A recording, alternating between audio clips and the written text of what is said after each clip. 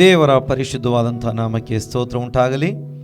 ಸೇರಿ ಬಂದಿರುವಂಥ ಎಲ್ಲ ಪ್ರೀತಿಯ ಸಹೋದರ ಸಹೋದರಿಯರಿಗೆ, ವಿಶೇಷವಾಗಿ ಟಿವಿ ಮೂಲಕವಾಗಿ, ಆನ್ಲೈನ್ ಮೂಲಕವಾಗಿ ದೇವರನ್ನು ಆರಾಧಿಸುವುದಕ್ಕೆ ಸೇರಿ ಬಂದಿರುವಂಥ ಪ್ರತಿಯೊಬ್ಬ ಸಹೋದರ ಸಹೋದರಿಯರಿಗೆ ಯೇಸು ಕ್ರಿಸ್ತನ ನಾಮದಲ್ಲಿ ಈ ಆರಾಧನಾ ಕೂಟದಲ್ಲಿ ಸ್ವಾಗತಗಳನ್ನು ತಿಳಿಸ್ತಾ ಇದ್ದೇನೆ. ಮತ್ತು ಎಲ್ಲರಿಗೆ ಯೇಸು ಕ್ರಿಸ್ತನ ನಾಮದಲ್ಲಿ ಪ್ರೀತಿಯ ವಂದನೆಗಳು.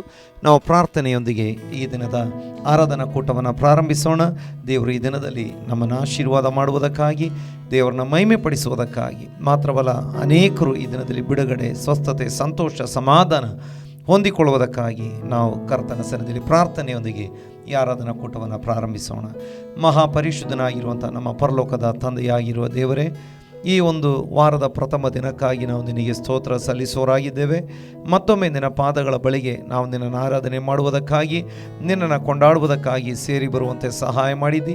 ಅನೇಕರು ಸ್ವಾಮಿ ಕರ್ತನೆ, ಹೌದು, ಮೊಬೈಲ್ ಮೂಲಕ, ವಿಶೇಷವಾಗಿ ಸೋಷಿಯಲ್ ಮೀಡಿಯಾಗಳ ಮೂಲಕವಾಗಿ, ಹಾಗೆ ಟಿ ವಿ ಮೂಲಕವಾಗಿಯೂ ಕೂಡ ಆರಾಧನೆಯಲ್ಲಿ ಜಾಯಿನ್ ಆಗಿದ್ದಾರೆ. ನೀನು ಅವ್ರನ್ನ ಆಶೀರ್ವಾದ ಮಾಡು. ನಿನ್ನ ಪ್ರಸನ್ನತೆ ಪ್ರತಿಯೊಬ್ಬರಿಗೆ ದಯಪಾಲಿಸು. ಇರುವಂಥ ಸ್ಥಳದಲ್ಲಿ ಅವರ ಶರೀರಾತ್ಮ ಪ್ರಾಣಗಳನ್ನು ನೀನು ಮುಟ್ಟಿ ಬಲಪಡಿಸು. ಸಂತೋಷ, ಸಮಾಧಾನ, ನೆಮ್ಮದಿ ಕೊಟ್ಟು, ಬಿಡುಗಡೆ ಕೊಟ್ಟು, ಸೌಖ್ಯ ಕೊಟ್ಟು ಆಶೀರ್ವದಿಸಿ ನಡೆಸು. ಹಾಗೆ ಸ್ವಾಮಿ, ಹಾಡುವುದಕ್ಕೂ, ಸ್ತುತಿಸುವುದಕ್ಕೂ, ಪ್ರಾರ್ಥಿಸುವುದಕ್ಕೂ, ನಿನ್ನ ವಾಕ್ಯಗಳ ಮೂಲಕ ಬಲ ಹೊಂದಿಕೊಳ್ಳುವುದಕ್ಕೂ ಸಹಾಯ ಮಾಡು. ಲೋಕದ ಎಲ್ಲ ಭಾಗಗಳಲ್ಲಿ ನಡೆಯುತ್ತಿರುವಂಥ ಆರಾಧನಾ ಕೂಟಗಳನ್ನು ನೀನು ಆಶೀರ್ವಾದ ಮಾಡು. ನಿನಗೋಸ್ಕರ ಕಷ್ಟ, ಹಿಂಸೆ, ಉಪದ್ರವ ಅನುಭವಿಸ್ತಿರುವಂಥವರಿಗೆ ಕೂಡ ನೀನು ಸಹಾಯ ಮಾಡು. ನಿನ್ನ ಕರಗಳಲ್ಲಿ ಒಪ್ಪಿಸಿದ್ದೇವೆ. ಮುಂದಿನ ಭಾಗದಲ್ಲಿ ನಿನ್ನ ಪ್ರಸನ್ನತೆಗಾಗಿ ಬೇಡಿಕೊಳ್ಳುತ್ತೇವೆ. ನಮ್ಮ ಪ್ರಾರ್ಥನೆ ಕೇಳಿದ್ದಿ, ಸ್ತೋತ್ರ. ಯೇಸು ಕ್ರಿಸ್ತನ ಪರಿಶುದ್ಧ ನಾಮದಲ್ಲಿ ತಂದೆಯಾಗಿರುವ ದೇವರೇ, ಆಮೇನ್, ಆಮೇನ್. ನಾವು ನಮ್ಮ ಕರ್ತನನ್ನು ಹಾಡುತ್ತಾ ಆರಾಧಿಸುವಂಥವರಾಗಿರೋಣ. ಹೌದು, ಹಾಡುಗಾರ ಈ ಪ್ರಕಾರ ಹಾಡುತ್ತಾ ಇದ್ದಾನೆ: ನಿನ್ನ ನಂಬಿ ಬಂದವರ ಕೈ ಬಿಡಲೇ ಇಲ್ಲ. ಈ ಗೀತೆಯನ್ನು ನಾವೆಲ್ಲರೂ ಒಟ್ಟಿಗೆ ಹಾಡುತ್ತಾ ನಮ್ಮ ಕರ್ತನನ್ನು ಕೊಂಡಾಡುವಂಥವರಾಗಿರೋಣ.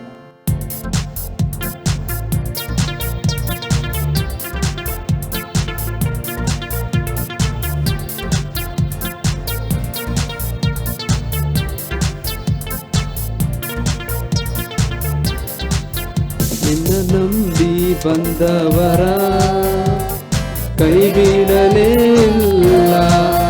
ನಿನ್ನ ಕೃಪೆಯನ್ನು ಹಿಡಿದವರ ಉನ್ನತಕ್ಕೇರಿಸಿದೆ. ನಿನ್ನ ನಂಬಿ ಬಂದವರ ಕೈ ಬಿಡಲೇ ಇಲ್ಲ. ನಿನ್ನ ಕೃಪೆಯನ್ನು ಹಿಡಿದವರ ಉನ್ನತಕ್ಕೇರಿಸಿದೆ. ಅಯ್ಯ ಸ್ತೋತ್ರ, ಸ್ತೋತ್ರ, ಸ್ತೋತ್ರ, ಯೇಸುವಿಗೆ ಸ್ತೋತ್ರ. ನಿನ್ನ ಕೃಪೆಯಲ್ಲೇ ನನ್ನ ನಡೆಸಿ ಹೊಸ ಕಾರ್ಯ ಮಾಡಿರುವೆ. ಅಯ್ಯ ಸ್ತೋತ್ರ, ಸ್ತೋತ್ರ, ಸ್ತೋತ್ರ, ಯೇಸುವಿಗೆ ಸ್ತೋತ್ರ.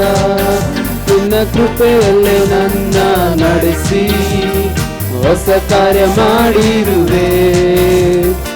ದುಃಖದಲ್ಲಿದ್ದ ನನ್ನ ಆನಂದ ತೈಲ ಹಚ್ಚಿ ತುಂಬಿದ ಈ ಮನಸ್ಸಿಗೆ ಉತ್ಸಾಹ ಸ್ತೋತ್ರ ತಂದೆ.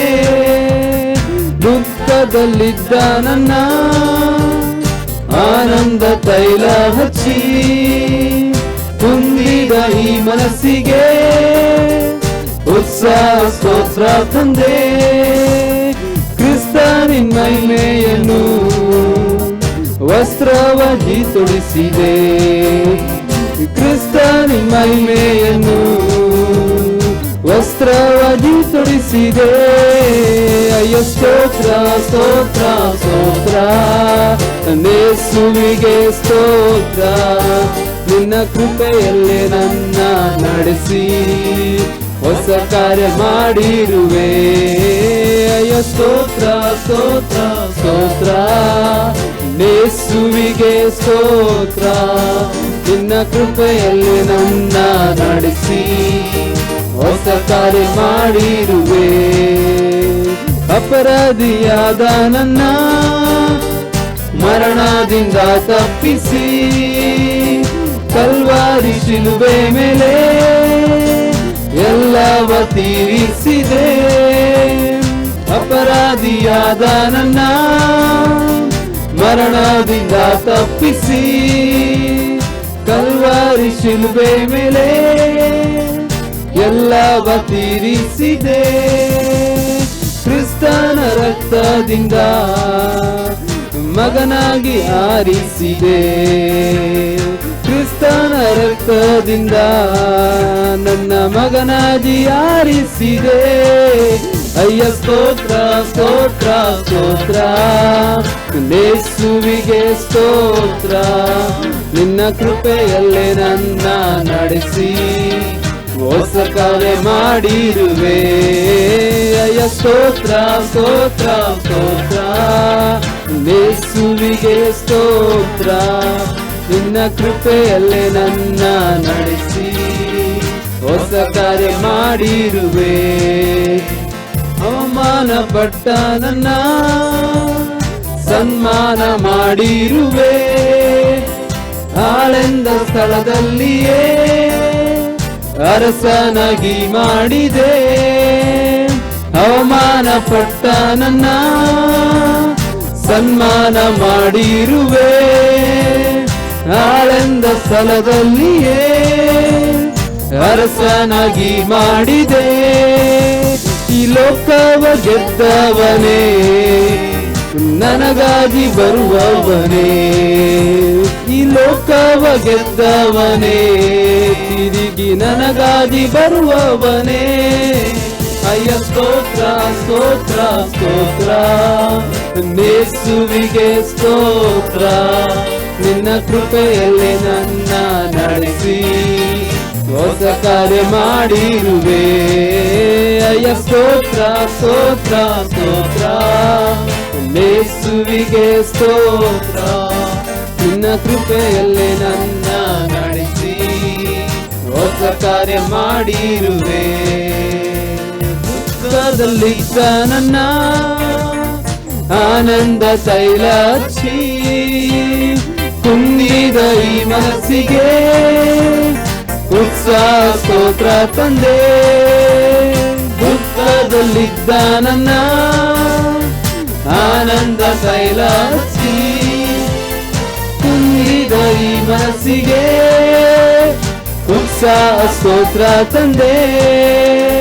ಕ್ರಿಸ್ತನ ಮಹಿಮೆಯನ್ನು ವಸ್ತ್ರವಾಗಿ ತೊಡಿಸಿದೆ. ನನಗೆ ಕ್ರಿಸ್ತನ ಮಹಿಮೆಯನ್ನು ವಸ್ತ್ರವಾಗಿ ತೊಡಿಸಿದೆ. ಅಯ್ಯ ಸ್ತೋತ್ರ ಸ್ತೋತ್ರ ಸ್ತೋತ್ರ, ಯೇಸುವಿಗೆ ಸ್ತೋತ್ರ. ನಿನ್ನ ಕೃಪೆಯಲ್ಲೇ ನನ್ನ ನಡೆಸಿ ಹೊಸ ಕಾರ್ಯ ಮಾಡಿರುವೆ. ಅಯ್ಯ ಸ್ತೋತ್ರ ಸ್ತೋತ್ರ ಸ್ತೋತ್ರ, ಯೇಸುವಿಗೆ ಸ್ತೋತ್ರ. ನಿನ್ನ ಕೃಪೆಯಲ್ಲೇ ನನ್ನ ನಡೆಸಿ ಹೊಸ ಕಾರ್ಯ ಮಾಡಿರುವೆ.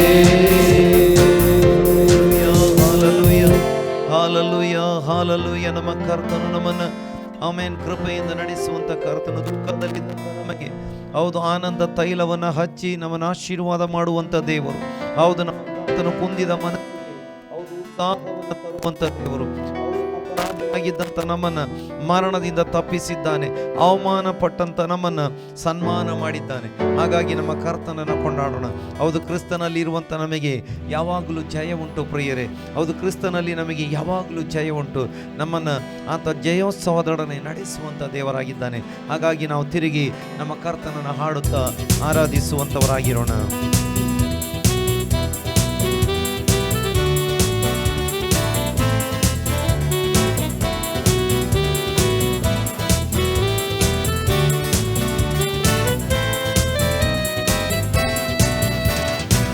ಕ್ರಿಸ್ತನಲ್ಲಿ ಜೀವಿಸುವೆ, ನನಗೆಂದು ಜಯ ಜಯ. ಕ್ರಿಸ್ತನಲ್ಲಿ ಜೀವಿಸುವೆ, ನನಗೆಂದು ಜಯ ಜಯ. ಜಯ ಉಂಟು ಜಯ ಉಂಟು ಜಯ ಉಂಟು, ನನಗೆ ಜಯ ಉಂಟು ಜಯ ಉಂಟು ಜಯ ಉಂಟು. ಜಯ ಉಂಟು ಜಯ ಉಂಟು ಜಯ ಉಂಟು, ನನಗೆ ಜಯ ಉಂಟು ಜಯ ಉಂಟು ಜಯ ಉಂಟು. ಕ್ರಿಸ್ತನಲ್ಲಿ ಜೀವಿಸುವೆ, ನನಗೆಂದು ಜಯ ಜಯ. ಕ್ರಿಸ್ತನಲ್ಲಿ ಜೀವಿಸುವೆ, ನನಗೆಂದು ಜಯ ಜಯ. ಏನೇನು ಕಷ್ಟ ಬಂದರು ನನಗೇನು ಚಿಂತೆ ಇಲ್ಲ. ಏನೇನು ಕಷ್ಟ ಬಂದರು ನನಗೇನು ಚಿಂತೆ ಇಲ್ಲ. ಯಾರೇನು ಹೇಳಿದರು ಯಾರೇನು ಹೇಳಿದರು ನಾನು ಸೋತು ಹೋಗಲಾರೆ, ನಾನು ಸೋತು ಹೋಗಲಾರೆ. ಕ್ರಿಸ್ತನಲ್ಲಿ ಜೀವಿಸುವೆ ನನಗೆಂದು ಜಯ ಜಯ. ಕ್ರಿಸ್ತನಲ್ಲಿ ಜೀವಿಸುವೆ ನನಗೆಂದು ಜಯ ಜಯ. ರಾಜ ಮುಂದೆ ಸಾಗುವ ಜಯ ಧ್ವಜ ಹಾರಿಸುವ. ರಾಜ ಮುಂದೆ ಸಾಗುವ ಜಯ ಧ್ವಜ ಹಾರಿಸುವ. ಗರಿಗಳ ಕೈಯಲ್ಲಿಡಿದು ಗರಿಗಳ ಕೈಯಲ್ಲಿಡಿದು ನಾ ಹೊಸನ ಹಾಡುವೆನು, ನಾ ಹೊಸನ ಹಾಡುವೆನು. ಕ್ರಿಸ್ತನಲ್ಲಿ ಜೀವಿಸುವೆ ನನಗೆಂದು ಜಯ ಜಯ. ಕ್ರಿಸ್ತನಲ್ಲಿ ಜೀವಿಸುವೆ ನನಗೆಂದು ಜಯ ಜಯ. ಪಾಪವ ಅಳಿಸಿದನು ಶಾಪವ ನೀಗಿಸಿದನು. ಪಾಪವ ಅಳಿಸಿದನು ಯೇಸು ಶಾಪವ ನೀಗಿಸಿದನು. ಆತನ ಗಾಯದಿಂದ ಆತನ ಗಾಯದಿಂದ ನಾ ಗುಣವಾದೆ ಗುಣವಾದೆ, ನಾ ಗುಣವಾದೆ ಗುಣವಾದೆ. ಕ್ರಿಸ್ತನಲ್ಲಿ ಜೀವಿಸುವೆ ನನಗೆಂದು ಜಯ ಜಯ. ಕ್ರಿಸ್ತನಲ್ಲಿ ಜೀವಿಸುವೆ ನನಗೆಂದು ಜಯ ಜಯ. ಮೇಘಗಳ ನಡುವೆ ನನ್ನೇಸು ಬರಲಿರುವ, ಮೇಘಗಳ ನಡುವೆ ನನ್ನೇಸು ಬರಲಿರುವ. ಕೈ ಹಿಡಿದು ಕರೆದೊಯ್ಯುವ, ಕೈ ಹಿಡಿದು ಕರೆದೊಯ್ಯುವ. ನನ್ನ ಕಣ್ಣೀರೆಲ್ಲ ಒರೆಸುವ, ನನ್ನ ಕಣ್ಣೀರೆಲ್ಲ ಒರೆಸುವ.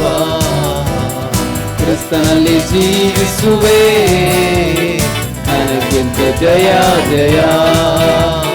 ಕ್ರಿಸ್ತನಲ್ಲಿ ಜೀವಿಸುವೆ ನನಗೆಂದು ಜಯ ಜಯ. ನನ್ ರಾಜ ಮುಂದೆ ಸಾಗುವ ಜಯ ಧ್ವಜ ಹಾರಿಸುವ. ನನ್ ರಾಜ ಮುಂದೆ ಸಾಗುವ ಜಯ ಧ್ವಜ ಹಾರಿಸುವ. ಗರಿಗಳ ಕೈಯಲ್ಲಿಡಿದು ಗರಿಗಳ ಕೈಯಲ್ಲಿಡಿದು ನಾ ಹೊಸನ ಹಾಡುವೆನು, ನಾ ಹೊಸನ ಹಾಡುವೆನು. ಕ್ರಿಸ್ತನಲ್ಲಿ ಜೀವಿಸುವೆ ನನಗೆಂದು ಜಯ ಜಯ. ಕ್ರಿಸ್ತನಲ್ಲಿ ಜೀವಿಸುವೆ ನನಗೆಂದು ಜಯ ಜಯ.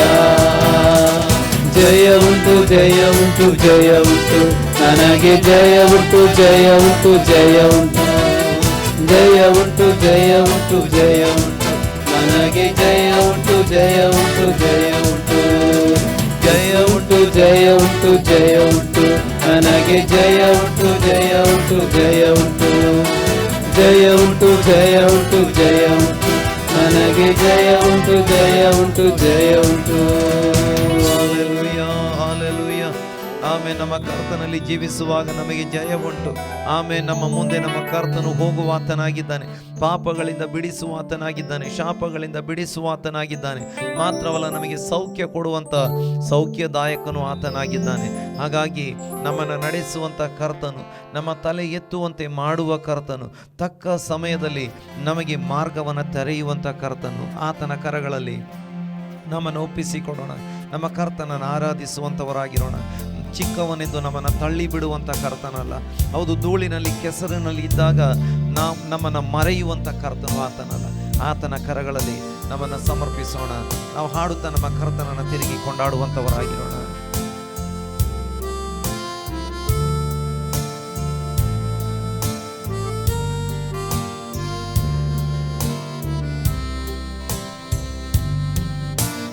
ನಡೆಸುವವ ನೀನೇ, ತಲೆ ಎತ್ತುವವ ನೀನೇ, ತಕ್ಕ ಸಮಯದಿ ನನ್ನ ನಡೆಸುವೆ. ನನ್ನ ನಡೆಸುವವ ನೀನೇ, ತಲೆ ಎತ್ತುವವ ನೀನೇ, ತಕ್ಕ ಸಮಯದಿ ನನ್ನ ನಡೆಸುವಿನಿ. ನಿನಗೆ ಮರೆಯಾಗಿ ಒಂದು ಇಲ್ಲವೇ, ಓ ಎಂದು ಎಂದು ಆರಾಧಿಸುವೆ. ನಿನಗೆ ಮರೆಯಾಗಿ ಒಂದು ಇಲ್ಲವೇ, ಓ ಎಂದು ಎಂದು ಆರಾಧಿಸುವೆ. ಚಿಕ್ಕವನೆಂದು ನನ್ನ ತಳ್ಳಿ ಆಗದೆಂದು ನೆನೆಸಿದ ಸಮಯ, ನನ್ನ ಮನಸ್ಸನ್ನು ಕಂಡೆ. ಯಾರು ಇಲ್ಲದಂತ ಸಮಯ ತಾಯಿಯಂತೆ ನನ್ನ ಸಂತೈಸಿ, ಕಣ್ಣೀರಾನಿ ಒರೆಸಿದಿ.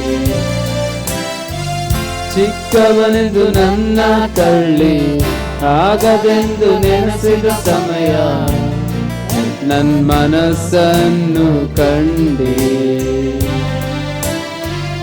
ಯಾರು ಇಲ್ಲದಂತ ಸಮಯ ತಾಯಿಯಂತೆ ನನ್ನ ಸಂತೈಸಿ, ಕಣ್ಣೀರಾನಿ ಒರೆಸಿದೆ. ನಿನಗೆ ಮರೆಯಾಗಿ ಒಂದು ಇಲ್ಲವೇ, ಎಂದು ಆರಾಧಿಸುವೆ.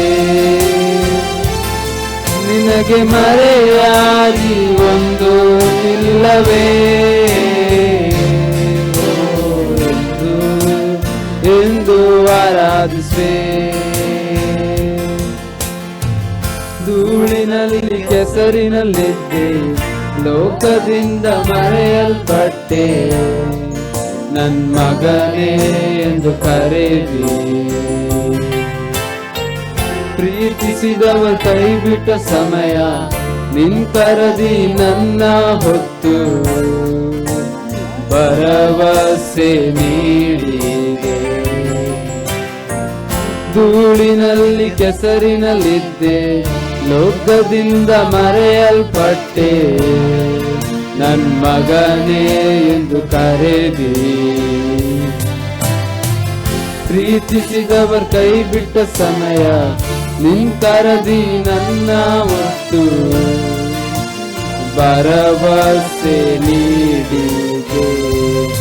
ನಿನಗೆ ಮರೆಯಾಗಿ ಒಂದು ಇಲ್ಲವೇ, ಓ ಎಂದು ಎಂದು ಆರಾಧಿಸುವೆ. ನಿನಗೆ ಮರೆಯಾಗಿ ಒಂದು ಇಲ್ಲವೇ, ಎಂದು ಎಂದು ಆರಾಧಿಸುವೆ.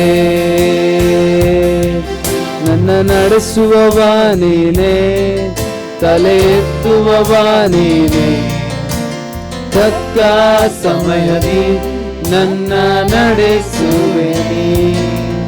ನನ್ನ ನಡೆಸುವವ ನೀನೇ, ತಲೆ ಎತ್ತುವವ ನೀನೇ, ತಕ್ಕ ಸಮಯದಿ ನನ್ನ ನಡೆಸುವೆನೆ.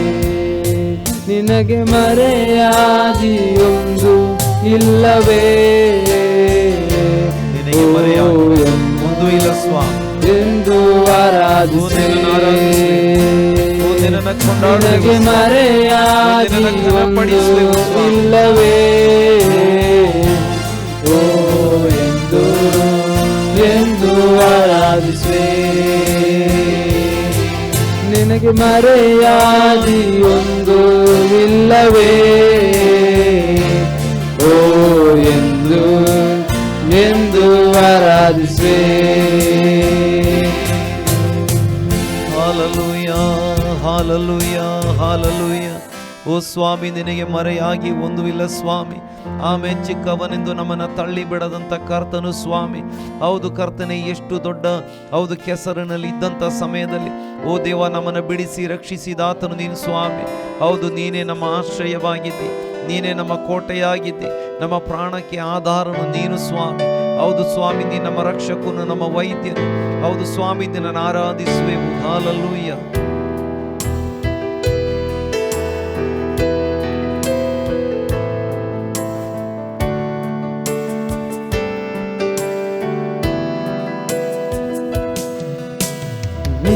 ನನ್ನ ಆಶ್ರಯವು,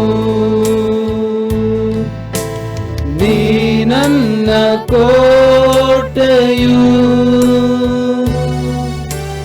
ನೀ ನನ್ನ ಪ್ರಾಣನಾಥ, ನೀ ನನ್ನ ದೇವಾ, ನೀ ನನ್ನ ಆಶ್ರಯವು, ನೀ ನನ್ನ ಕೋಟೆಯು, ನೀ ನನ್ನ ಪ್ರಾಣನಾಥ, ನೀ ನನ್ನ ದೇವಾ. ಆರಾಧಿಸುವೆ ಪೂರ್ಣ ಹೃದಯದಿಂದ, ಅರಸಿ ನಿನ್ಮುಖ ಜೀವಮಾನವೆಲ್ಲ ಸೇವೆ ಮಾಡುವೆ, ನೀನೆ ಸರ್ವವೆಂದು ದಾಸನು ನಾ, ದಾಸನು ನಾ ದೇವಾ, ದಾಸನು ನಾ ದೇವಾ, ದಾಸನು ನಾ ದೇವಾ, ದಾಸನು ನಾ. ನೀ ನನ್ನ ರಕ್ಷಕನು, ನೀ ನನ್ನ ವೈದ್ಯನು, ನೀ ನನ್ನ ಸಂತೃಪ್ತಿಯು, ನೀ ನನ್ನ ದೇವಾ, ನೀ ನನ್ನ ರಕ್ಷಕನು, ನೀ ನನ್ನ ವೈದ್ಯನು, ನೀ ನನ್ನ ಸಂತೃಪ್ತಿಯು, ನೀ ನನ್ನ ದೇವಾ. ಆರಾಧಿಸುವೆ ಪೂರ್ಣ ಹೃದಯದಿಂದ, ಅರಸಿ ನಿನ್ಮುಖ ಜೀವಮಾನವೆಲ್ಲ ಸೇವೆ ಮಾಡುವೆ, ನೀನು ಸರ್ವವೆಂದು ದಾಸನು ನಾ, ದಾಸನು ನಾ ದೇವಾ, ದಾಸನು ನಾ ದೇವಾ, ದಾಸನು ನಾ ದೇವಾ, ದಾಸನು ನಾ. ನೀ ನನ್ನ ಪಾಲಕನು, ನೀ ನನ್ನ ಆಶ್ವಾಸನೆ, ನೀ ನನ್ನ ಬೆಂಬಲವು, ನೀ ನನ್ನ ದೇವಾ, ನೀ ನನ್ನ ಪಾಲಕನು, ನೀ ನನ್ನ ಆಶ್ವಾಸನೆ, ನೀ ನನ್ನ ಬೆಂಬಲವು,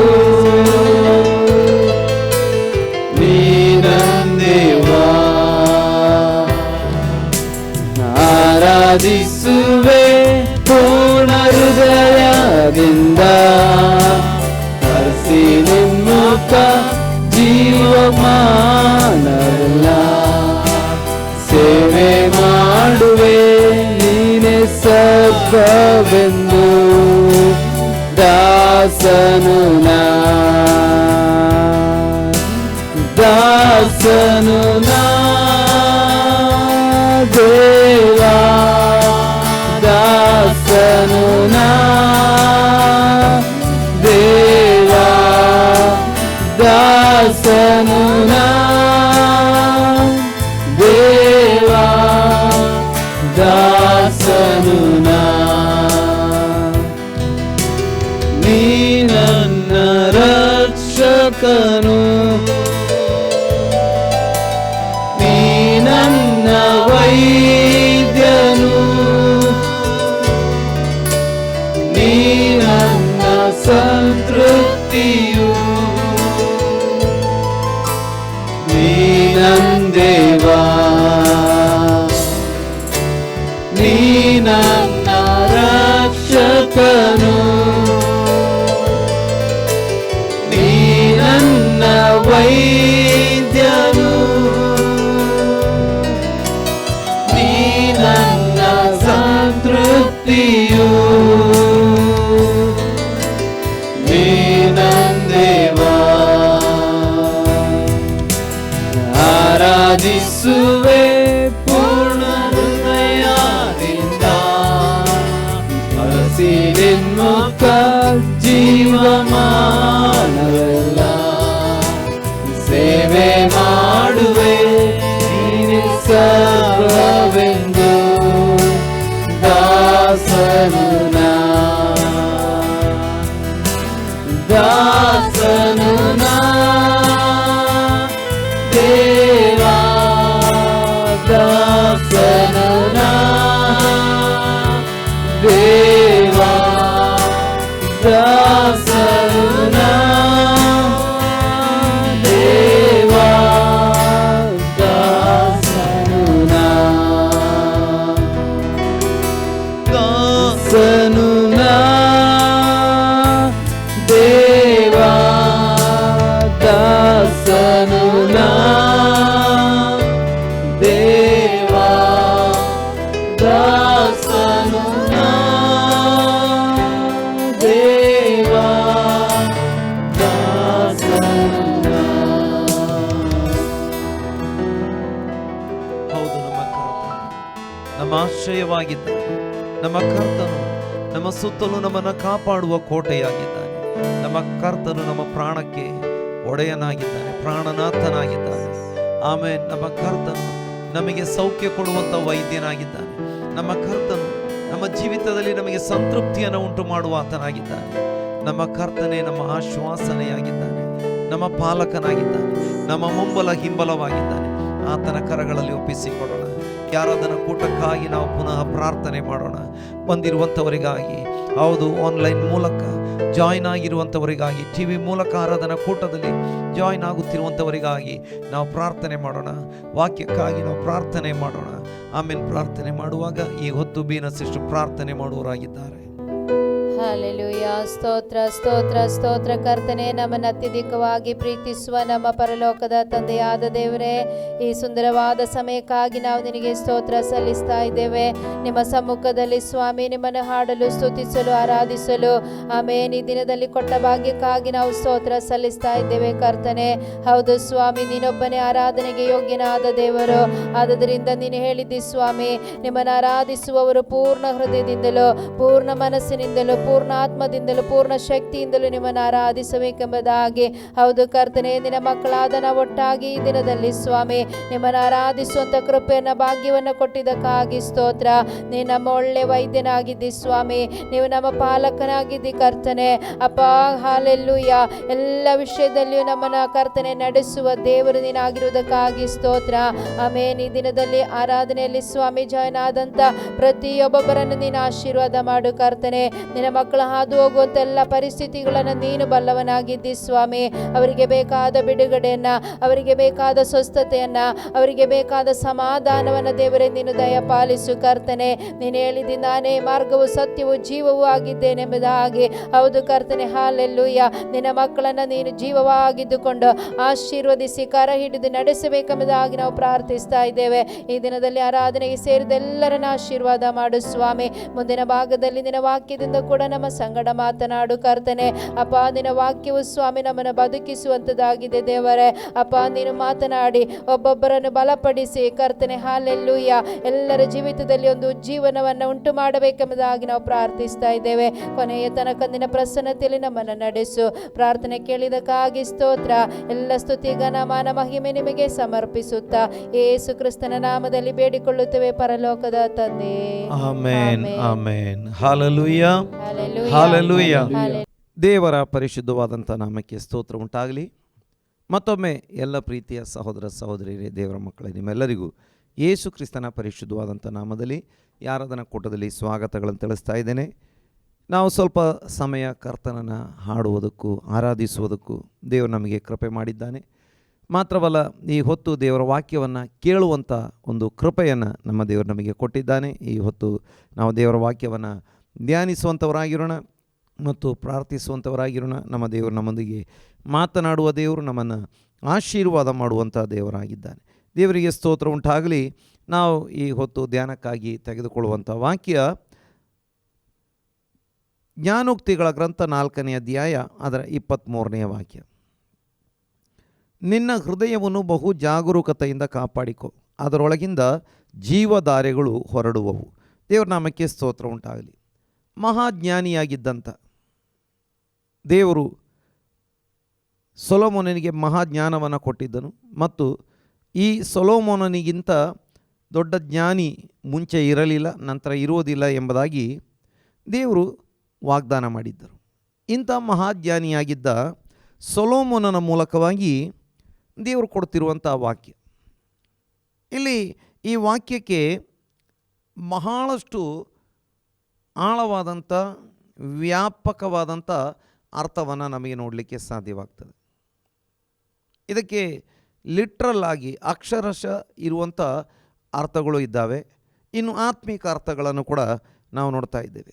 ಇನ್ನು ಇದರ ಲಿಟ್ರಲ್ ಮೀನಿಂಗಿಗೆ ನೇರವಾದಂಥ ಆ ಒಂದು ಹೊರ ಅರ್ಥಕ್ಕೆ ಬರುವುದಾದರೆ, ಇದನ್ನು ಆತ್ಮಿಕ ಅರ್ಥದಲ್ಲಿ ಹೇಳಲಾಗಿದ್ದರೂ ಇದಕ್ಕೆ ಒಂದು ಹೊರ ಅರ್ಥದಲ್ಲಿ ನೋಡುವುದಾದರೆ, ನಿನ್ನ ಹೃದಯವನ್ನು ಬಹು ಜಾಗರೂಕತೆಯಿಂದ ಕಾಪಾಡಿಕೊ, ಅದರೊಳಗಿಂದ ಜೀವಧಾರೆಗಳು ಹೊರಡುವವು. ನಮ್ಮ ಹೃದಯ ನಮ್ಮ ಶರೀರಕ್ಕೆ ಬಹಳ ಮುಖ್ಯವಾದಂಥದ್ದು. ಹೃದಯದ ಸಣ್ಣ ಒಂದು ಏರುಪೇರಿನಿಂದ ಜೀವವೇ ಹೋಗುವಂಥ ಅಪಾಯಗಳು ಸಂಭವಿಸಲಿಕ್ಕೆ ಸಾಧ್ಯತೆಗಳನ್ನು ನಾವು ನೋಡ್ತಾ ಇದ್ದೇವೆ. ಈ ಕಾಲದಲ್ಲಿ ಬಹಳ ಜನ ಹೃದ್ರೋಗಿಗಳು ಇರುವಂಥದ್ದನ್ನು ನಾವು ನೋಡ್ತೇವೆ. ಮತ್ತು ಹೃದಯವನ್ನು ಕಾಪಾಡಿಕೊಳ್ಳುವುದಕ್ಕಾಗಿ ಏನೆಲ್ಲ ರೀತಿಯ ಒಂದು ಆಹಾರದ ನಿಯಂತ್ರಣವನ್ನು ಮತ್ತು ವ್ಯಾಯಾಮಗಳನ್ನು ನಾವು ನೋಡ್ತೇವೆ. ಯಾಕಂದರೆ ಕೈ, ಕಾಲು, ತಲೆ, ಕಣ್ಣು, ಕಿವಿ, ಹೊಟ್ಟೆ ಎಲ್ಲ ಸರಿ ಉಂಟು. ಆದರೆ ಹೃದಯದಲ್ಲಿ ಒಂದು ಬ್ಲಾಕ್ ಅದನ್ನು ಗಮನಿಸದೆ ಹೋದರೆ, ಅಥವಾ ಬ್ಲಾಕ್ ಬರದ ಹಾಗೆ ಅದನ್ನು ಗಮನಿಸದೆ ಹೋದರೆ, ಅಥವಾ ಒಂದು ವೇಳೆ ಏನಾದರೂ ಬ್ಲಾಕ್ಗಳು, ಸಣ್ಣ ಬ್ಲಾಕ್ ಏನಿಲ್ಲ, ಒಂದು ಚಿಕ್ಕ ಬ್ಲಾಕ್, ಸಣ್ಣ ಒಂದು ನರದ ಒಳಗೆ ಒಂದು ಬ್ಲಾಕ್ ಏನಾದರೂ ಇದ್ದರೆ ಆತನ ಜೀವಿತ ಕೆಲವೊಮ್ಮೆ ಅದರೊಂದಿಗೆ ಅಂತ್ಯವಾಗುವಂಥದ್ದನ್ನು ನಾವು ನೋಡ್ತೇವೆ. ಹಾಗಾಗಿ ಹೃದಯ ತಜ್ಞರುಗಳನ್ನು, ಹೃದ್ರೋಗ ವಿಭಾಗಗಳನ್ನು ಅಥವಾ ಕಾರ್ಡಿಯಾಲಜಿ ಡಿಪಾರ್ಟ್ಮೆಂಟ್ಗಳನ್ನು ನಾವು ನೋಡ್ತೇವೆ. ಮತ್ತು ಬಹಳ ಖರ್ಚು ವೆಚ್ಚ ಮಾಡಿ ಹೃದಯದ ರೋಗಗಳಿಂದ ಹೊರಗೆ ಬರಲಿಕ್ಕೆ ಪ್ರಯತ್ನ ಮಾಡುವಂಥದ್ದನ್ನು ನೋಡ್ತೇವೆ. ಹೃದಯ ರೋಗ ಬರದ ಹಾಗೆ ಮುಂಜಾಗ್ರತೆ ವಹಿಸುವಂಥದ್ದನ್ನು ನೋಡ್ತೇವೆ. ಎಷ್ಟಿದ್ರೂ ತುಂಬ ಜನ ಹೃದ್ರೋಗಿಗಳಿರುವಂಥದ್ದನ್ನು ಕೂಡ ನಾವು ನೋಡ್ತಾ ಇದ್ದೇವೆ. ಇಲ್ಲಿ ವಾಕ್ಯ ಹೇಳ್ತದೆ, ನಿನ್ನ ಹೃದಯವನ್ನು ಬಹು ಜಾಗರೂಕತೆಯಿಂದ ಕಾಪಾಡಿಕೊ, ಅದರೊಳಗಿಂದ ಜೀವಧಾರೆಗಳು ಹೊರಡುವವು. ಆದರೆ ನಾವು ಇಲ್ಲಿ ಬರುವಂಥದ್ದು ಆತ್ಮಿಕ ಅರ್ಥಕ್ಕೆ. ಈ ಹೃದಯದ ಒಳಗಡೆ ಅಥವಾ ಈ ಹೃದಯವನ್ನು ನಾವು ಜಾಗ್ರತೆಯಿಂದ ಕಾಪಾಡಿಕೊಳ್ಳಬೇಕೆಂಬುದಾಗಿ ವಾಕ್ಯ ಹೇಳ್ತಾ ಇರುವಂಥದ್ದನ್ನು ನೋಡ್ತೇವೆ. ಯಾಕಂದರೆ ಈ ಹೃದಯ ದೇವರ ವಾಕ್ಯದಲ್ಲಿ ನೋಡ್ತೇವೆ ದೇವರ ಆಲಯವಾಗಿದೆ. ಅಥವಾ ಈ ಹೃದಯದ ಒಳಗಡೆ ದೇವರು ವಾಸ ಮಾಡಲಿಕ್ಕೆ ಇಷ್ಟಪಡುವವನಾಗಿದ್ದಾನೆ. ಈ ಹೃದಯದ ಒಳಗಡೆ ನಂಬಿಕೆ ಇರಬೇಕು, ಅಥವಾ ನಂಬಿಕೆ ಇಟ್ಟರೆ, ಅಥವಾ ಈ ನಂಬಿಕೆ ಹೃದಯದ ಒಳಗಡೆ ಇದ್ದರೆ ನಾವು ರಕ್ಷಣೆ ಹೊಂದುವವರಾಗಿದ್ದೇವೆ. ನೋಡಿ, ಈ ಹೃದಯವೇ ದೇವರ ಆಲಯ, ದೇವಾಲಯ. ಈ ಹೃದಯದ ಒಳಗಡೆ ಏನಿರುತ್ತದೆ ಅದರ ಮೇಲೆ ನಮ್ಮ ಭವಿಷ್ಯ ನಿರ್ಧಾರವಾಗ್ತದೆ.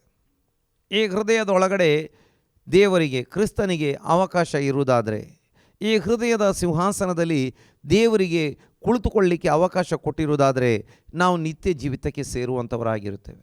ಈ ಹೃದಯದ ಒಳಗಡೆ ಆಳುವುದಕ್ಕೆ ಸೈತಾನನಿಗೆ ಅವಕಾಶ ಕೊಟ್ಟಿರುವುದಾದರೆ, ಅಥವಾ ನೋಡಿ, ದೇವರಿಗೆ ಅವಕಾಶ ಕೊಡದಿದ್ದರೆ ಮತ್ತು ಸೈತಾನಿಗೆ ಅವಕಾಶ ಕೊಡಬೇಕು ಅಂತೇನಿಲ್ಲ, ಅವನು ಅದನ್ನು ಅತಿಕ್ರಮಣ ಮಾಡಿಕೊಂಡು ಬಿಡುವಾತನಾಗಿದ್ದಾನೆ.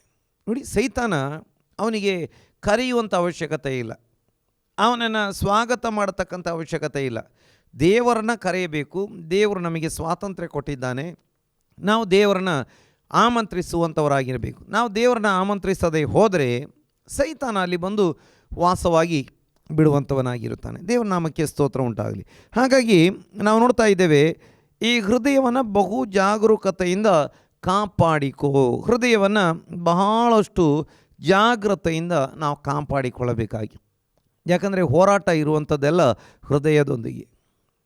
ಹೃದಯದ ಒಳಗಡೆನೇ ಸೈತಾನ ತನ್ನ ಕಳೆಯನ್ನು ಬಿತ್ತುವಾತನಾಗಿದ್ದಾನೆ.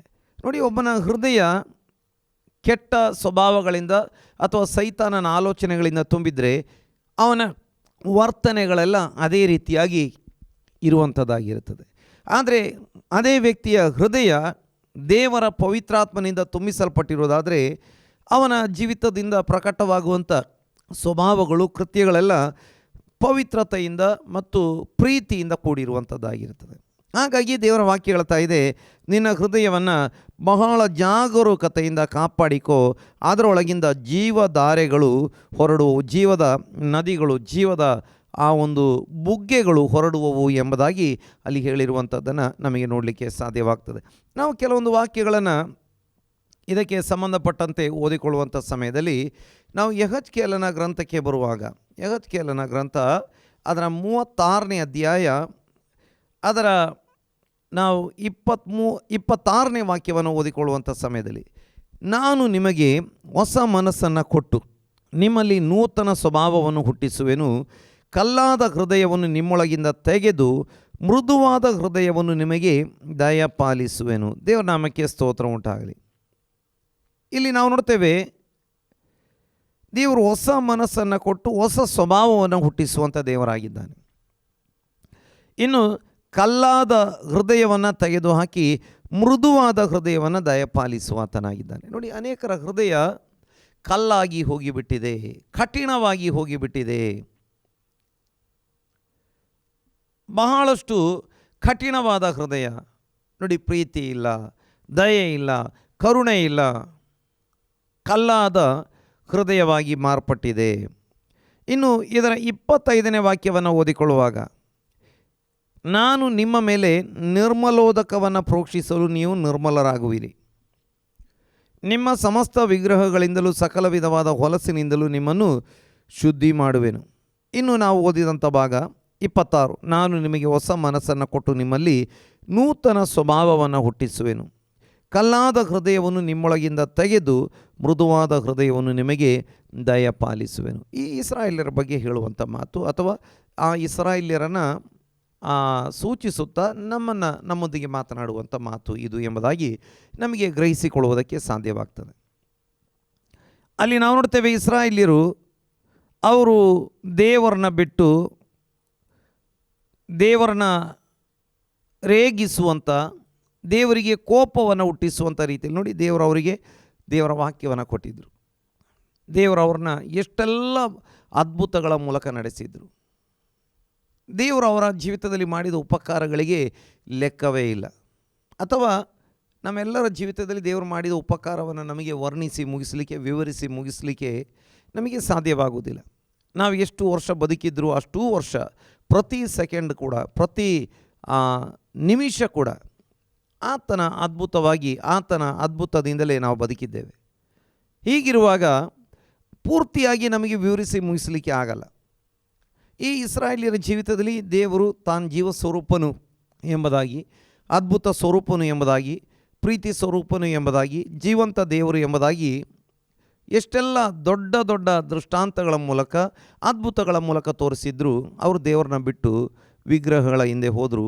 ಎಲ್ಲ ರೀತಿಯ ಕೆಟ್ಟತನ, ದುರಾಚಾರ, ದುರ್ನಡತೆ, ಈ ರೀತಿಯಾಗಿ ದೇವರಿಂದ ದೂರ ಹೋದರು ಎಂಬುದಾಗಿ ನೋಡ್ತೇವೆ. ಈಗ ದೇವರು ಹೇಳ್ತಿದ್ದಾರೆ, ನಾನು ನಿಮ್ಮ ಮೇಲೆ ನಿರ್ಮಲೋದಕವನ್ನು ಪ್ರೋಕ್ಷಿಸಲು ನೀವು ನಿರ್ಮಲರಾಗುವಿರಿ. ನಿರ್ಮಲೋದಕ ದೇವರ ವಾಕ್ಯವನ್ನು ತೋರಿಸ್ತದೆ. ದೇವರ ವಾಕ್ಯದಿಂದ ದೇವರು ನಮ್ಮನ್ನು ಶುದ್ಧೀಕರಿಸುವಂಥವನಾಗಿದ್ದಾನೆ. ಇನ್ನು ಈ ನಿರ್ಮಲೋದಕ ಪವಿತ್ರಾತ್ಮವನ್ನು ಕೂಡ ಸೂಚಿಸುವಂಥದ್ದಾಗಿದೆ. ಪವಿತ್ರಾತ್ಮದ ಮೂಲಕ ದೇವರು ನಮ್ಮನ್ನು ಶುದ್ಧೀಕರಿಸುವಂತನಾಗಿದ್ದಾನೆ. ಇನ್ನು ಈ ನಿರ್ಮಲೋದಕ ಯೇಸು ಕ್ರಿಸ್ತನ ರಕ್ತವನ್ನು ಕೂಡ ಸೂಚಿಸ್ತದೆ. ಯೇಸು ಕ್ರಿಸ್ತನ ರಕ್ತದಿಂದ ಶುದ್ಧೀಕರಣವಾಗ್ತದೆ.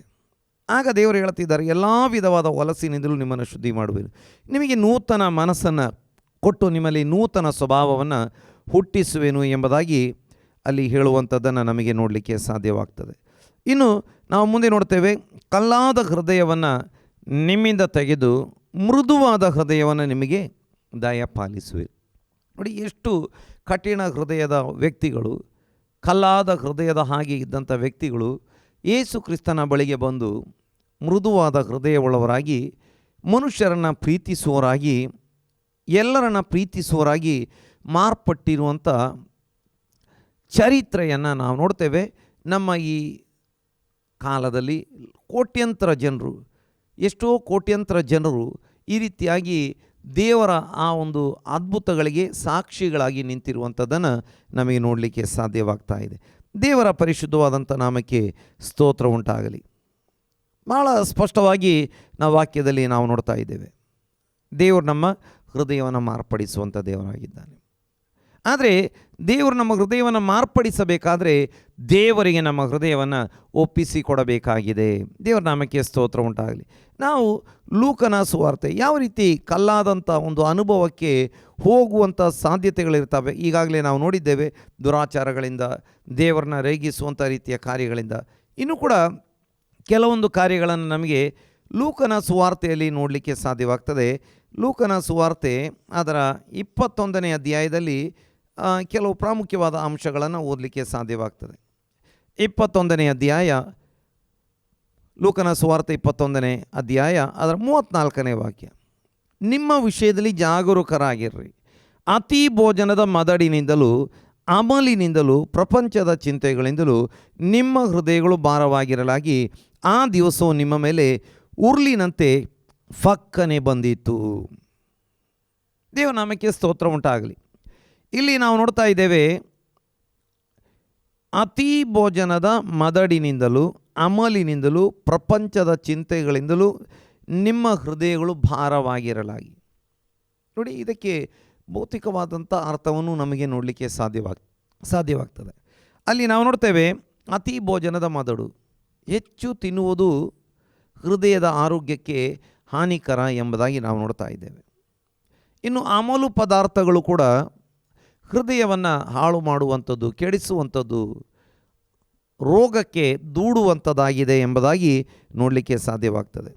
ಇನ್ನು ಪ್ರಪಂಚದ ಚಿಂತೆಗಳು, ಬಹಳಷ್ಟು ಚಿಂತೆಗೆ ಒಳಗಾಗುವಂಥದ್ದು. ಅದರಿಂದ ಏನಾಗ್ತದೆ, ರಕ್ತದ ಒತ್ತಡ ಹೆಚ್ಚು ಕಡಿಮೆಯಾಗಿ ಅಥವಾ ಬಹಳಷ್ಟು ಹೆಚ್ಚಿ ಹೃದಯಕ್ಕೆ ಪೆಟ್ಟು ಬೀಳುವಂಥದ್ದನ್ನು ನಮಗೆ ನೋಡಲಿಕ್ಕೆ ಸಾಧ್ಯವಾಗ್ತದೆ. ಹಾಗಾದರೆ ನೋಡಿ, ಭೌತಿಕ ಅರ್ಥದಲ್ಲಿಯೂ ಕೂಡ ಇದಕ್ಕೆ ಬಹಳ ಪ್ರಾಮುಖ್ಯತೆಯನ್ನು ನಾವು ನೋಡ್ತೇವೆ. ಒಂದು, ಅತಿ ಭೋಜನದ ಮದಡು; 2, ಅಮಲು; 3, ಪ್ರಪಂಚದ ಚಿಂತೆಗಳು ಹೃದಯಕ್ಕೆ ಒಂದು ಭಾರವನ್ನು ಉಂಟು ಮಾಡ್ತದೆ, ಹೃದಯಕ್ಕೆ ಒತ್ತಡವನ್ನು ಉಂಟು ಮಾಡ್ತದೆ, ಅಥವಾ ಹೃದಯ ರೋಗಗ್ರಸ್ತವಾಗುವ ಹಾಗೆ ಮಾಡ್ತದೆ. ಹಾಗೆ ಆತ್ಮಿಕ ಜೀವಿತದಲ್ಲಿ ಕೂಡ ಈ ಹೃದಯಕ್ಕೆ ಒತ್ತಡ ತರುವ, ಹೃದಯವನ್ನು ಹಾಳು ಮಾಡುವ ಸಂಗತಿಗಳಾಗಿದ್ದಾವೆ ಅತಿ ಭೋಜನದ ಮದಡು. ನೋಡಿ, ದೇವ ಭಕ್ತಿಯಲ್ಲಿ, ಕ್ರಿಸ್ತ ನಂಬಿಕೆಯಲ್ಲಿ ಇರುವಂಥವರು ಪ್ರಾರ್ಥನೆಗೋಸ್ಕರ ಸಮಯವನ್ನು ಕಂಡುಕೊಳ್ಳಬೇಕಾಗಿದೆ. ಉಪವಾಸ ಪ್ರಾರ್ಥನೆ ಅಥವಾ ಆಹಾರಕ್ಕಿಂತ ಹೆಚ್ಚು ಆತ್ಮಿಕತೆಗೆ ಪ್ರಾಮುಖ್ಯತೆ ಕೊಡಬೇಕಾಗಿದೆ. ಆಹಾರ ಕೂಡ ಬೇಕು. ಆಹಾರ ಇಲ್ಲದೆ ಮನುಷ್ಯನಿಗೆ ಬದುಕುವಂಥದ್ದು ಕೆಲವೊಮ್ಮೆ ಕಷ್ಟ ಆಗಬಹುದು. ಅಂದರೆ ಅದರ ಅರ್ಥ ನಾನು ಹೇಳಲಿಕ್ಕೆ ಈ ರೀತಿಯಾಗಿ ಹೇಳಲಿಕ್ಕೆ ಕಷ್ಟ ಆಗಬಹುದು ಅಂತ ಹೇಳಲಿಕ್ಕೆ ಕಾರಣ, ಆಹಾರ ಕಡಿಮೆ ತಿಂದರೆ ಆರೋಗ್ಯ ಚಂದವಾಗಿರ್ತದೆ. ಆಹಾರ ಹೆಚ್ಚು ತಿಂದರೆ ತೆಗೆದುಕೊಂಡ್ರೆ, ಸೇವನೆ ಮಾಡಿದರೆ ಅದರಿಂದ ಆರೋಗ್ಯ ಹಾಳಾಗ್ತದೆ. ಅದಕ್ಕೆ ವೈಜ್ಞಾನಿಕವಾಗಿ ಎಲ್ಲ ರೀತಿಯ ಪ್ರೂಫ್ಗಳನ್ನು ನಮಗೆ ನೋಡಲಿಕ್ಕೆ ಸಾಧ್ಯವಾಗ್ತದೆ. ಹಾಗಂತ ಆಹಾರ ಸ್ವಲ್ಪವೂ ಕೂಡ ಇಲ್ಲದೆ ದೀರ್ಘಕಾಲ ಬದುಕಲಿಕ್ಕೆ ಸಾಧ್ಯವಾಗುವುದಿಲ್ಲ. ಆಹಾರ ಕೂಡ ಶರೀರಕ್ಕೆ ಬೇಕು. ಆದರೆ ಮಿತವಾದಂಥ ಆಹಾರ ಒಳ್ಳೆಯದು. ಉಪವಾಸ ಪ್ರಾರ್ಥನೆಗಳು ಒಳ್ಳೆಯದು. ನೋಡಿ ಆತ್ಮಿಕತೆ ಇಲ್ಲದವರೇ ಉಪವಾಸ ಮಾಡಿ ಆರೋಗ್ಯ ಚಂದವಾಗಿ ಇಟ್ಕೊಳ್ಳಿಕ್ಕೆ ನೋಡುವಾಗ, ದೇವರ ಮಕ್ಕಳಾಗಿರುವಂಥ ನಾವು ಉಪವಾಸ ಪ್ರಾರ್ಥನೆ ಮಾಡುವಾಗ ನಮ್ಮ ಶರೀರಕ್ಕೂ ವಿಶೇಷವಾಗಿ ಆತ್ಮಕ್ಕೂ ಅದು ಒಳ್ಳೆಯದಾಗಿರುತ್ತದೆ ಎಂಬುದಾಗಿ ತಿಳಿದುಕೊಳ್ಳಲಿಕ್ಕೆ ಸಾಧ್ಯವಾಗ್ತದೆ.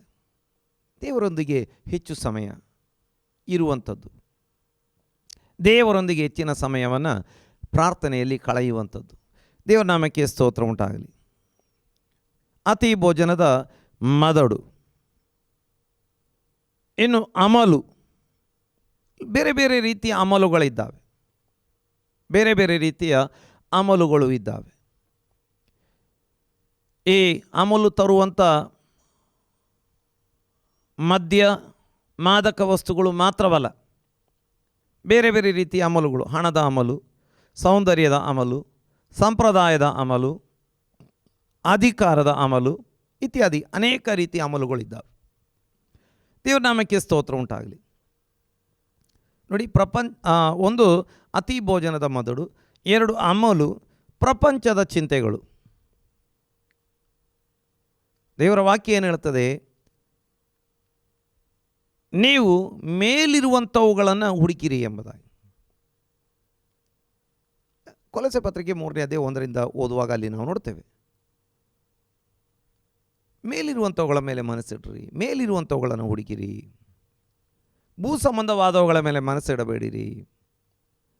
ಯಾಕಂದರೆ ಅಲ್ಲಿ ವಾಕ್ಯ ಏನು ಹೇಳ್ತಾ ಇದೆ? ಯಾಕಂದರೆ ನೀವು ಸತ್ತಿರಲ್ಲ, ಲೋಕದ ಪಾಲಿಗೆ ಸತ್ತವರಾಗಿ ದೇವರ ಮಕ್ಕಳಾಗಿರುವಾಗ ಮೇಲಿರುವಂಥವುಗಳನ್ನು ಹುಡುಕಿರಿ.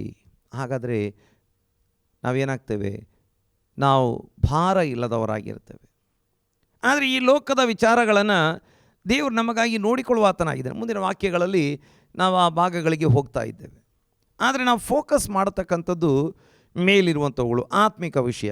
ಆದರೆ ಇಲ್ಲಿ ನಾವು ನೋಡ್ತಾ ಇದ್ದೇವೆ, ಅತಿ ಭೋಜನದ ಮದಡು, ಅಮಲು, ಪ್ರಪಂಚದ ಚಿಂತೆಗಳಿಂದ ಹೃದಯವು ಭಾರವಾಗಿರಲಾಗಿ ಆ ದಿವಸವು ಫಕ್ಕನೆ ಉರುಳಿನಂತೆ ನಮ್ಮ ಮೇಲೆ ಅಥವಾ ನಿಮ್ಮ ಮೇಲೆ ಬಂದಿತ್ತು ಎಂಬುದಾಗಿ ಅಲ್ಲಿ ವಾಕ್ಯದಲ್ಲಿ ಯೇಸು ಸ್ವಾಮಿನೇ ಹೇಳಿದಂಥ ಭಾಗವನ್ನು ಅದು ಲೂಕನು ಬರೆದಿಟ್ಟಿದ್ದಾನೆ. ಆ ದಿವಸ ಅಥವಾ ಯೇಸು ಕ್ರಿಸ್ತನ ಬರೋಣದ ದಿವಸ ಉರುಳಿನಂತೆ ಫಕ್ಕನೆ ಬಂದಿತ್ತು ಎಂಬುದಾಗಿ. ದೇವರ ನಾಮಕ್ಕೆ ಸ್ತೋತ್ರ ಉಂಟಾಗಲಿ. ನಾವು ಇನ್ನೊಂದು ವಾಕ್ಯ ಭಾಗವನ್ನು ನೋಡಿಕೊಳ್ಳುವಂಥ ಸಮಯದಲ್ಲಿ, ಹಾಗಾದರೆ ಹೃದಯ ಬಹಳ ಪ್ರಾಮುಖ್ಯವಾದದ್ದು. ಹೃದಯ ಬಹಳ ಮೃದುವಾಗಿರಬೇಕು. ಈ ಹೃದಯ ನಾವು ಕಾಪಾಡಿಕೊಳ್ಳದಿದ್ದರೆ ನಾವು ನಷ್ಟವಾಗಿ ಹೋಗುವಂಥವರಾಗಿರ್ತೇವೆ. ಪ್ರಾಣ ಹೋಗುವಂಥದ್ದು ಮಾತ್ರವಲ್ಲ, ಆತ್ಮ ಕೂಡ ನಷ್ಟವಾಗಿ ಹೋಗುವಂಥದ್ದಾಗಿರ್ತದೆ. ನೋಡಿ, ಹೃದಯ ಕಲ್ಲಾದ ಒಂದು ಹೃದಯವಾಗಿರುವುದಾದರೆ ಅದರಿಂದ ನಮ್ಮ ಆತ್ಮಿಕ ಜೀವಿತ, ನಮ್ಮ ಭವಿಷ್ಯ ನಷ್ಟವಾಗಿ ಹೋಗ್ತದೆ. ಆದರೆ ಹೃದಯ ಯೇಸು ಕ್ರಿಸ್ತನ ರಕ್ತದಿಂದ, ಯೇಸು ಕ್ರಿಸ್ತನ ಆತ್ಮದಿಂದ, ದೇವರ ವಾಕ್ಯದಿಂದ ಶುದ್ಧೀಕರಿಸಲ್ಪಟ್ಟು ಮೃದು ಮಾಡಲ್ಪಟ್ಟಿರುವುದಾದರೆ ಏನಾಗ್ತದೆ? ಆ ಹೃದಯ ಬಾಳುವಂಥದ್ದಾಗಿರ್ತದೆ, ನಿತ್ಯತೆಗೆ ನಮಗೆ ಸೇರಲಿಕ್ಕೆ ಸಾಧ್ಯವಾಗ್ತದೆ. ಇನ್ನು ಕೂಡ ನಾವು ನೋಡಿದ್ದೇವೆ, ಹೃದಯ ಅತಿ ಭೋಜನದ ಮದಡಿನಿಂದ, ಅಮಲಿನಿಂದ, ಪ್ರಪಂಚದ ಚಿಂತೆಗಳಿಂದ ಭಾರವಾಗಿದ್ದರೆ ಯೇಸು ಕ್ರಿಸ್ತನ ಬರೋಣದಲ್ಲಿ ಎತ್ತಲ್ಪಡಲು ಸಾಧ್ಯವಿಲ್ಲ. ನಾವು ಪ್ರಾರಂಭದಲ್ಲಿ ನಾವು ನೋಡಿದ್ದೇವೆ, ಹೃದಯದಲ್ಲಿ ನಂಬಿಕೆ ಇರುವುದಾದರೆ ಏನಂತ ನಂಬಬೇಕು? ನಾವು ರೋಮ ಪತ್ರಿಕೆ 10ನೇ ಅಧ್ಯಾಯ 9-10ನೇ ವಾಕ್ಯದಲ್ಲಿ ನೋಡ್ತೇವೆ, ಯೇಸು ಕ್ರಿಸ್ತನು ನನಗೋಸ್ಕರ ಸತ್ತನು ಮತ್ತು ತಂದೆಯಾದ ದೇವರು ಆತನನ್ನು 3ನೇ ದಿನ ಮರಣದಿಂದ ಎಬ್ಬಿಸಿದನು ಎಂದು ಹೃದಯದಲ್ಲಿ ನಂಬಿ ಬಾಯಿಯಿಂದ ಅರಿಕೆ ಮಾಡಿದರೆ ರಕ್ಷಣೆಯಾಗುವುದು. ಹಾಗಾದರೆ ಈ ಹೃದಯದಲ್ಲಿ ಯೇಸು ಕ್ರಿಸ್ತನು ನನಗಾಗಿ ಸತ್ತನು, ತಂದೆಯಾದ ದೇವರು ಎಬ್ಬಿಸಿದ್ದಾನೆ ಎಂಬ ನಂಬಿಕೆ ಬೇಕು. ಅದನ್ನು ಬಾಯಿಯಿಂದ ಅರಿಕೆ ಮಾಡುವಾಗ ನಾವು ರಕ್ಷಣೆ ಹೊಂದಿದ್ದೇವೆ. ಹಾಗಾದರೆ ನಾವು ಆ ಹೃದಯವನ್ನು ಕಾಪಾಡಿಕೊಳ್ಳಬೇಕು. ಅದೇ ಆ ಒಂದು ನಂಬಿಕೆಯ ಅನುಭವದಲ್ಲಿ ಮುಂದುವರಿಯುವಂತೆ ಕಾಪಾಡಿಕೊಳ್ಳಬೇಕು. ಕಠಿಣವಾಗಿ ಹೋಗಬಾರದು. ಪ್ರಪಂಚದ ಚಿಂತೆಗಳು ಅಥವಾ ಅತಿ ಭೋಜನದ ಮದಡು ಅಮಲಿನಿಂದ ಇದನ್ನು ಭಾರವಾಗಿ ಹೋಗಲಿಕ್ಕೆ ಬಿಡುವಂಥವರಾಗಿರಬಾರದು. ಇದನ್ನು ಜಾಗರೂಕತೆಯಿಂದ ಕಾಪಾಡಿಕೊಳ್ಳಬೇಕು. ಅಂದರೆ ನಂಬಿಕೆಯಲ್ಲಿ, ಪವಿತ್ರತೆಯಲ್ಲಿ ಉಳಿದುಕೊಳ್ಳುವುದಕ್ಕೆ ನಾವು ನಮ್ಮ ಹೃದಯವನ್ನು ಕಾಪಾಡಿಕೊಳ್ಳಬೇಕು ಎಂಬುದಾಗಿ ದೇವರ ವಾಕ್ಯ ನಮ್ಮನ್ನು ಎಚ್ಚರಿಸುತ್ತಿರುವಂಥದ್ದನ್ನು ನಮಗೆ ನೋಡಲಿಕ್ಕೆ ಸಾಧ್ಯವಾಗ್ತದೆ. ದೇವರ ಪರಿಶುದ್ಧವಾದಂಥ ನಾಮಕ್ಕೆ ಸ್ತೋತ್ರ ಉಂಟಾಗಲಿ. ನಾವು ಯೆರೆಮೀಯನ ಪ್ರವಾದನ ಗ್ರಂಥದಲ್ಲಿ ನಾವು ಬರುವಂಥ ಸಮಯದಲ್ಲಿ ಯೆರೆಮೀಯನ ಪ್ರವಾದನ ಗ್ರಂಥ ಅದರ 31ನೇ ಅಧ್ಯಾಯದಲ್ಲಿ ಅದರ 33ನೇ ವಾಕ್ಯದಲ್ಲಿ ನಾವು ಈ ಪ್ರಕಾರವಾಗಿ ಓದುತ್ತೇವೆ. ಯೆಹೋವನು ಇಂತೆನ್ನುತ್ತಾನೆ, ಆ ದಿನಗಳು ಬಂದ ಮೇಲೆ ನಾನು ಇಸ್ರಾಯೇಲ್ ವಂಶದವರೊಂದಿಗೆ ಮಾಡಿಕೊಳ್ಳುವ ಒಡಂಬಡಿಕೆಯು ಹೀಗಿರುವುದು, ನನ್ನ ಧರ್ಮೋಪದೇಶವನ್ನು ಅವರ ಅಂತರಂಗದಲ್ಲಿ ಇಡುವೆನು, ಅವರ ಹೃದಯದೊಳಗಡೆ ಅದನ್ನು ಬರೆಯುವೆನು, ನಾನು ಅವರಿಗೆ ದೇವರಾಗಿರುವೆನು, ಅವರು ನನಗೆ ಪ್ರಜೆಯಾಗಿರುವರು. ದೇವರ ನಾಮಕ್ಕೆ ಸ್ತೋತ್ರ ಉಂಟಾಗಲಿ. ಅಲ್ಲಿ ನಾವು ನೋಡ್ತಾ ಇದ್ದೇವೆ, ದೇವರು ಹೇಳುತ್ತಿದ್ದಾರೆ, ನಾನು ಇಸ್ರಾಯೇಲ್ ಜನರೊಂದಿಗೆ ಒಂದು ಹೊಸ ಒಡಂಬಡಿಕೆಯನ್ನು ಮಾಡಿಕೊಳ್ಳುತ್ತೇನೆ. ಅಲ್ಲಿ ಹಾಗೆ ಆ 33ನೇ ವಾಕ್ಯದಲ್ಲಿ ಯೆಹೋವನು ಇಂತೆನ್ನುತ್ತಾನೆ, ಆ ದಿನಗಳು ಬಂದ ಮೇಲೆ ನಾನು ಇಸ್ರಾಯೇಲ್ ಜನರೊಂದಿಗೆ ಮಾಡಿಕೊಳ್ಳುವ ಒಡಂಬಡಿಕೆಯು ಹೀಗಿರುವ, ನನ್ನ ಧರ್ಮೋಪದೇಶವನ್ನು ಅವರ ಹೃದಯದಲ್ಲಿ ಇಡುವೆನು, ಅವರ ಹೃದಯದ ಒಳಗಡೆ ಅದನ್ನು ಬರೆಯುವೆನು ಎಂಬುದಾಗಿ ದೇವರು ಹೇಳ್ತಾ ಇದ್ದಾರೆ. ದೇವರ ನಾಮಕ್ಕೆ ಸ್ತೋತ್ರ ಉಂಟಾಗಲಿ. ಈ 31ನೇ ವಾಕ್ಯದಿಂದ 34ನೇ ವಾಕ್ಯದವರೆಗಿನ ಭಾಗಗಳನ್ನು ಆಧಾರವಾಗಿಟ್ಟುಕೊಂಡು ಯೇಸು ಕ್ರಿಸ್ತನ ಆ ಒಂದು ಲೋಕಕ್ಕೆ ಬಂದ ಸಮಯದಿಂದ ಸುವಾರ್ತೆ ಸಾರಿದ ಭಾಗದಿಂದ ಮುಂದಿನ ಭಾಗಗಳನ್ನು ಹೊಸ ಒಡಂಬಡಿಕೆ ಎಂಬುದಾಗಿ ಬೈಬಲ್ ಗ್ರಂಥದಲ್ಲಿ ಹೇಳಿರುವಂಥದ್ದನ್ನು ನಾವು ನೋಡ್ತೇವೆ. 31ನೇ ವಾಕ್ಯದಲ್ಲಿ ಯೆಹೋವನು ಇಂತೆನ್ನುತ್ತಾನೆ, ಇಗೋ ನಾನು ಇಸ್ರಾಯೇಲ್ ವಂಶದವರೊಂದಿಗೂ ಯಹೂದ ವಂಶದವರೊಂದಿಗೂ ಹೊಸದಾಗಿರುವ ಒಂದು ಒಡಂಬಡಿಕೆಯನ್ನು ಮಾಡಿಕೊಳ್ಳುವ ಕಾಲ ಬರ್ತದೆ. ಹೊಸದಾಗಿರುವಂಥ ಒಂದು ಒಡಂಬಡಿಕೆ ನೋಡಿ. ಆ ಒಡಂಬಡಿಕೆ ಬರೆಯಲ್ಪಡುವಂಥದ್ದು ನಮ್ಮ ಹೃದಯದ ಮೇಲೆ. ಆ ಒಡಂಬಡಿಕೆ ಬರೆಯಲ್ಪಡುವಂಥದ್ದು ನಮ್ಮ ಹೃದಯದ ಮೇಲೆ. ಈ ಹೊಸ ಒಡಂಬಡಿಕೆಗೆ ಯಾರು ಬಂದಿದ್ದಾರೆ, ಅವರೊಂದಿಗೆ ಆ ಒಡಂಬಡಿಕೆಯನ್ನು ದೇವರು ಹೃದಯದಲ್ಲಿ ಬರೆದಿದ್ದಾನೆ. ಅಲ್ಲಿ ನಾವು ನೋಡ್ತೇವೆ, ಅಂತರಂಗದಲ್ಲಿ ಇಡುವೆನು, ಹೃದಯದಲ್ಲಿ ಅದನ್ನು ಬರೆಯುವೆನು ಎಂಬುದಾಗಿ. ಹಾಗಾದರೆ ಹೃದಯವನ್ನು ಕಾಪಾಡಿಕೊಳ್ಬೇಕು ಅಂತ ದೇವರು ಹೇಳ್ತಿದ್ದಾರೆ. ಹೃದಯವನ್ನು ಜಾಗರೂಕತೆಯಿಂದ ಕಾಪಾಡಿಕೊಳ್ಬೇಕು. ಈ ಹೃದಯದಲ್ಲಿ ಹೊಸ ಒಡಂಬಡಿಕೆಯನ್ನು ದೇವರು ಬರೆದಿಟ್ಟಿದ್ದಾನೆ. ಯೇಸು ಕ್ರಿಸ್ತನ ರಕ್ತದಿಂದ ಕೊಂಡುಕೊಳ್ಳಲ್ಪಟ್ಟಂಥ ಪ್ರತಿಯೊಬ್ಬರ ಹೃದಯದಲ್ಲಿ ಆ ಒಡಂಬಡಿಕೆ ಕರಾರುಗಳನ್ನು ದೇವರು ಬರೆದಿಟ್ಟಿದ್ದಾನೆ. ದೇವರು ಒಡಂಬಡಿಕೆ ಮಾಡಿಕೊಂಡಿದ್ದಾನೆ. ನಾವು ಹೊಸ ಒಡಂಬಡಿಕೆಗೆ ಸೇರಿದವರಾಗಿದ್ದೇವೆ. ಹೃದಯದಲ್ಲಿ ಬರೆದಿಟ್ಟಿದ್ದಾನೆ, ಅಂತರಂಗದಲ್ಲಿ ಇಟ್ಟಿದ್ದಾನೆ. ದೇವರ ನಾಮಕ್ಕೆ ಸ್ತೋತ್ರ ಉಂಟಾಗಲಿ. ನಾವು ದೇವರ ಮಕ್ಕಳಾಗಿದ್ದೀವಿ. ಈ ಹೃದಯವನ್ನು ಕಾಪಾಡಿಕೊಳ್ಬೇಕು. ಇದು ಕಲ್ಲಾಗಿ ಹೋಗಬಾರದು, ಇದು ಮೃದುವಾಗಿರಬೇಕು. ಇದು ಪ್ರಪಂಚದ ಚಿಂತೆಗಳು ಅಥವಾ ಅಮಲು, ಅತಿ ಭೋಜನದ ಮದಡಿನಿಂದ ಭಾರವಾಗಿ ಹೋಗಬಾರದು ಎಂಬುದಾಗಿ ಹೃದಯದಲ್ಲಿ ದೇವರು ಒಡಂಬಡಿಕೆಯನ್ನು ಬರೆದಿಟ್ಟಿದ್ದಾನೆ. ದೇವರಿಗೆ ಸ್ತೋತ್ರ. ಹಾಗಾದರೆ ಒಡಂಬಡಿಕೆಯಲ್ಲಿ ಏನು ಬರೆಯಲಾಗಿದೆ ಎಂಬುದನ್ನು ಕೂಡ ನೋಡಿಕೊಂಡು ನಾವು ಪ್ರಾರ್ಥನೆ ಮಾಡುವಂಥವರಾಗಿರೋಣ. ನಾವು ಮಲಾಕಿ ಪ್ರವಾದನ ಗ್ರಂಥಕ್ಕೆ ಬರುವಂಥ ಸಮಯದಲ್ಲಿ ಅದರ 2ನೇ ಅಧ್ಯಾಯ 5ನೇ ವಾಕ್ಯದಲ್ಲಿ ನಾವು ಈ ಪ್ರಕಾರ ನೋಡ್ತೇವೆ. ಮಲಾಕಿ 2:5 ನಾನು ಅವರೊಂದಿಗೆ ಮಾಡಿಕೊಂಡ ಒಡಂಬಡಿಕೆಯಲ್ಲಿ ವಾಗ್ದಾನ ಮಾಡಿದ್ದು ಜೀವ, ಸುಖ, ಅದರಂತೆ ಇವುಗಳನ್ನು ಅವರಿಗೆ ದಯಪಾಲಿಸಿದನು. ಒಡಂಬಡಿಕೆಯಲ್ಲಿ ವಿಧಿಸಿದ್ದು ಭಯ, ಭಕ್ತಿ, ಅದರಂತೆ ಅವರು ನನ್ನಲ್ಲಿ ಭಯ ಭಕ್ತಿ ಇಟ್ಟು ನನ್ನ ನಾಮಕ್ಕೆ ಅಂಜಿದರು. ದೇವ್ರ ನಾಮಕ್ಕೆ ಸ್ತೋತ್ರ. ಹಾಗಾದರೆ ಒಡಂಬಡಿಕೆಯಲ್ಲಿ ಏನು ಬರೆದಿದೆ?